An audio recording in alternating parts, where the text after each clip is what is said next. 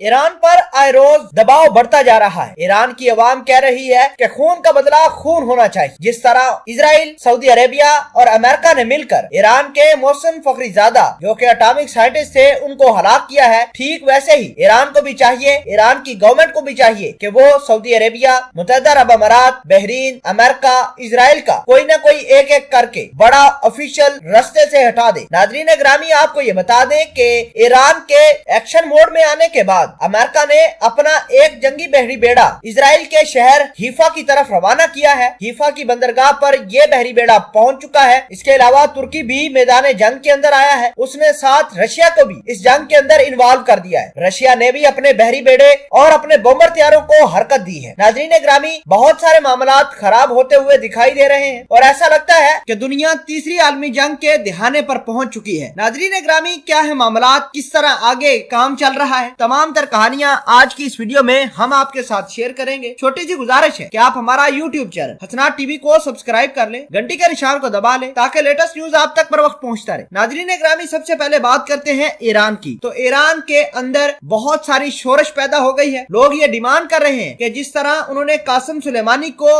हलाक किया, उसके बाद हमारे father of nuclear weapon, father of nuclear programme Fakhrizadeh को हलाक कर दिया। अब ईरान खामोश अगर बैठेगा तो इसके अंदर से बहुत सारी आवाजें उठेंगी और हो सकता है कि ईरान की गवर्नमेंट को नुकसान पहुंचा दिया जाए और ये नुकसान पहुंचाने वाले ईरानी ही होंगे। ईरान के लोगों ने डिमांड की है कि खून के बदले खून होना चाहिए। जिस तरह ईरान का सबसे बड़ा और फादर ऑफ न्यूक्लियर प्रोग्राम मारा गया है, ठीक वैसे ही ईरान के पासदाराने इनकलाब भी कार्रवाई करके अमेरिका का एक हाई ऑफिशियल, सऊदी अरेबिया का, मुत्तहिदा अरब अमारात का, बहरीन का और मोसाद के साथ साथ इजराइल का एक बड़ा ऑफिशियल मार गिराए ताकि बदला पूरा हो सके। नाज़रीन ग्रामी, आपको ये बता दें कि हिजबुल्लाह ने आज इजराइल का शहर हीफा को निशाना बनाया है और इस तमाम तर कहानी को देखते हुए अमेरिका ने अपने न्यूक्लियर बहरी बेड़े और एयरक्राफ्ट कैरियर को मूव करके हीफा की बंदरगाह के ऊपर पहुंचाना शुरू कर दिया है। नाज़रीन ग्रामी, इस तमाम तर कहानी को देखते हुए तुर्की भी इस जंग के अंदर कूद गया है। तुर्की जो पहले खामोश था, आज उसने बयान दिया है, कहा है कि इस्लामी मुल्क के खिलाफ किसी किस्म का कोई एग्रेशन हम बर्दाश्त नहीं करेंगे। इसके अलावा अब तुर्की ने रशिया को भी लेकर आया है और रशिया को ये कहा है कि ईरान की किसी न किसी हालत में मदद करनी है। रशिया ने अपने एयर डिफेंस सिस्टम, अपने सबसे खतरनाक missile system S-400 missile system को भी हरकत दी है कि अगर ईरान के ऊपर अमेरिका हमला करता है तो अमेरिका की खैर नहीं होगी। और आपको ये भी बता दें कि कल अमेरिका का